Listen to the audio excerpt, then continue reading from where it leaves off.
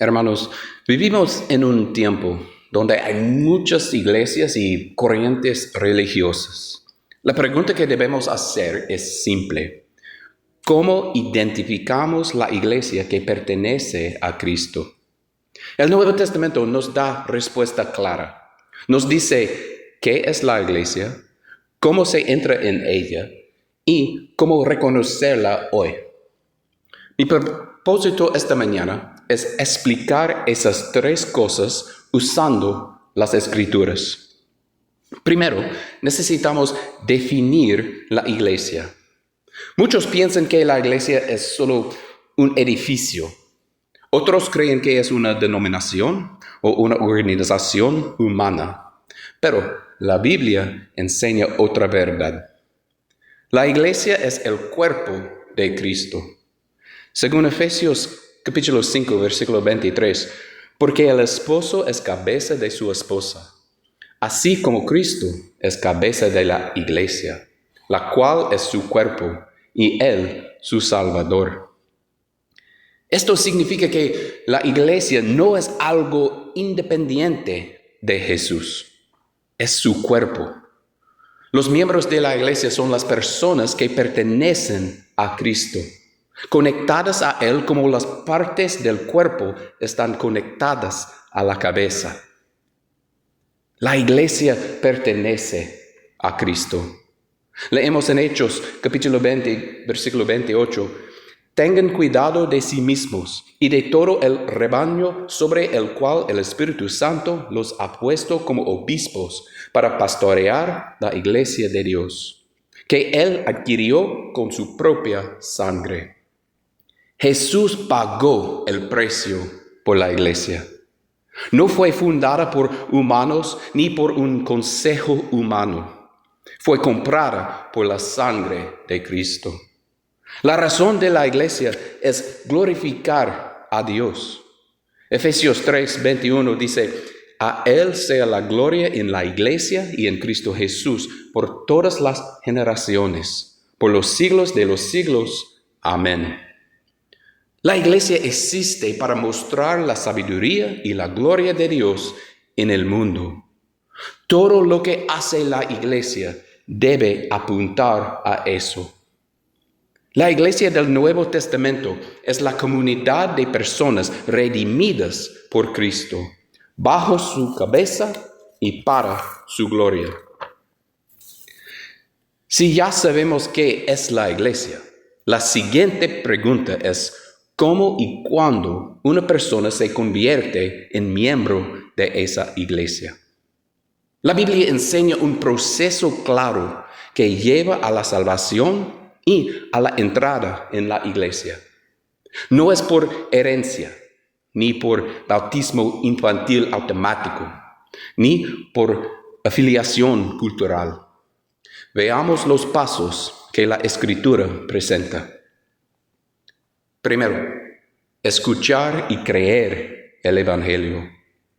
Según Romanos 10, versículo 17, así que la fe viene como resultado de oír el mensaje, y el mensaje que se oye es la palabra de Cristo.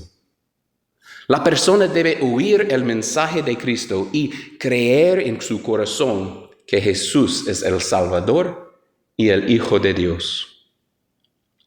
Segundo, arrepentirse del pecado.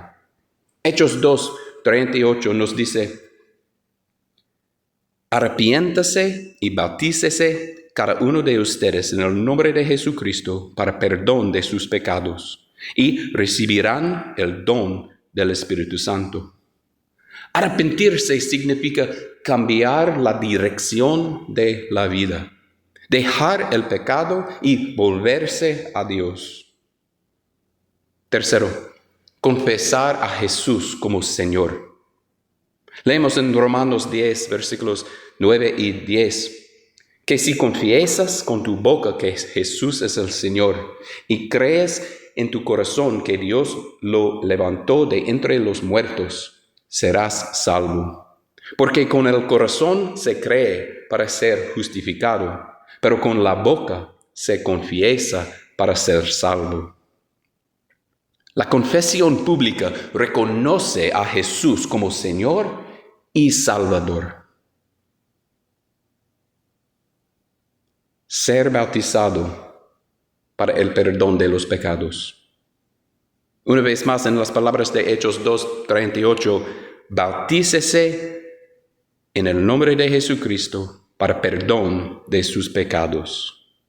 En la práctica de la iglesia del primer siglo, el ministerio del bautismo fue el acto que mostró la obediencia a la orden de Cristo y la aparición visible del perdón. Y finalmente, ser añadido a la iglesia por el Señor. En Hechos 2, versículo 47, leemos, alabando a Dios y disfrutando de la estimación general del pueblo. Y cada día el Señor añadía al grupo los que iban siendo salvos. Aquí vemos que la persona que obedecía el Evangelio era contada entre los salvados y, por tanto, añadida a la iglesia. La entrada al pueblo de Dios, la iglesia, ocurre cuando una persona, tras haber oído y creído, se arrepiente, confiesa y se bautiza en obediencia al Señor. Ese bautismo es el momento en que Dios recibe al creyente en su familia y la persona se convierte en miembro del cuerpo de Cristo, nacido de nuevo y revestido de un solo cuerpo. 1 Corintios 12, versículo 13 dice, todos fuimos bautizados por un solo espíritu para constituir un solo cuerpo, ya seamos judíos o no, esclavos o libres, y a todos se nos dio a beber de un mismo espíritu. Si la iglesia tiene una definición clara y sabemos cómo se entra en ella, entonces podemos pedir cómo identificar hoy la iglesia del Nuevo Testamento. Usando lo anterior, podemos establecer señales prácticas que nos ayuden a reconocer la iglesia que obedece al Nuevo Testamento. Enseña el mismo plan de salvación del Nuevo Testamento. La iglesia verdadera predica el Evangelio, fe, arrepentimiento, confesión y bautismo para el perdón de los pecados. No añade requisitos humanos ni resta pasos bíblicos. Jesús dijo en Marcos 16:16, el que crea y sea bautizado será salvo, pero el que no crea será condenado. Busquemos congregaciones que expliquen y practiquen este plan. Las congregaciones llevan el nombre bíblico y reconocen a Cristo como cabeza. La iglesia del Nuevo Testamento se identifica por su lealtad a Cristo y por usar un nombre que muestre esa lealtad. En la Escritura vemos el uso del nombre de Cristo para las congregaciones.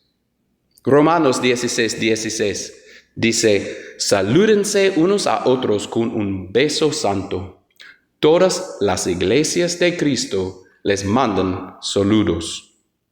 Esto no es para orgullo humano, sino para mostrar que la iglesia es del Señor y le pertenece. Las congregaciones adoptan la práctica de adoración y la organización bíblica. La iglesia del Nuevo Testamento observa la enseñanza, la oración, el canto, la cena del Señor y la enseñanza de los apóstoles, según Hechos 2:42. Leemos, se mantenían firmes en la enseñanza de los apóstoles, en la comunión, en el partimiento del pan y en la oración. Sus líderes son hombres llamados a pastorear y supervisar. los ancianos, y siervos para ayudar en tareas prácticas, los diáconos, tal como muestran las cartas de Pablo en Filipenses 1:1 y Tito 1, versículo 5. Leemos en Filipenses 1:1, Pablo y Timoteo, siervos de Cristo Jesús, a todos los creyentes en Cristo Jesús que están en Filipos, junto con los obispos y diáconos. Y en Tito 1:5 leemos, te dejé en Creta para que pusieras en orden lo que quedaba por hacer y en cada pueblo nombrarás líderes de la iglesia, de acuerdo con las instrucciones que te dé. Una vez más, con las instrucciones que te di. Ellos someten su autoridad a Cristo, no a instituciones humanas. En la iglesia del Nuevo Testamento no hay un papa, ni consejos humanos que tengan autoridad absoluta sobre la palabra. Cristo es la única cabeza, como leemos en Colosenses 1, versículo 18. Él es la cabeza del cuerpo, que es la iglesia. Él es el principio, el primogénito de entre los muertos, para ser en todo el primero. Y finalmente, viven con unidad y amor práctico. La iglesia que sigue el Nuevo Testamento se muestra unida por la fe y el amor. Jesús enseñó la verdad y dijo que los que permanecen en su palabra son sus discípulos. Leemos en Juan 8, versículo 31. Jesús se dirigió entonces a los judíos que habían creído en él y les dijo, si se mantienen fieles a mis palabras, serán realmente mis discípulos. La unidad no significa uniformidad a la fuerza, sino concordia en lo esencial de la fe y amor en la práctica diaria. Hermanos, la pregunta real no es qué iglesia me agrada, sino a cuál iglesia pertenece Cristo. Si queremos ser parte del pueblo que Dios reconoce, debemos seguir el camino que Él dejó en su palabra. Eso significa escuchar el Evangelio, arrepentirse, confesar y ser bautizados para el perdón de los pecados. Después, vivir en la comunidad del cuerpo de Cristo, adorando según la Escritura y siguiendo la dirección del Señor. Si hay alguien aquí que aún no ha hecho esa decisión clara, hoy es un buen día para hacerlo. No es suficiente decir que cree en su corazón. La obediencia visible muestra la fe genuina. Si necesita hablar con alguien acerca de dar ese paso de fe y bautismo, por favor, hable conmigo o con uno de los líderes esta mañana, después de nuestra oración. Gracias.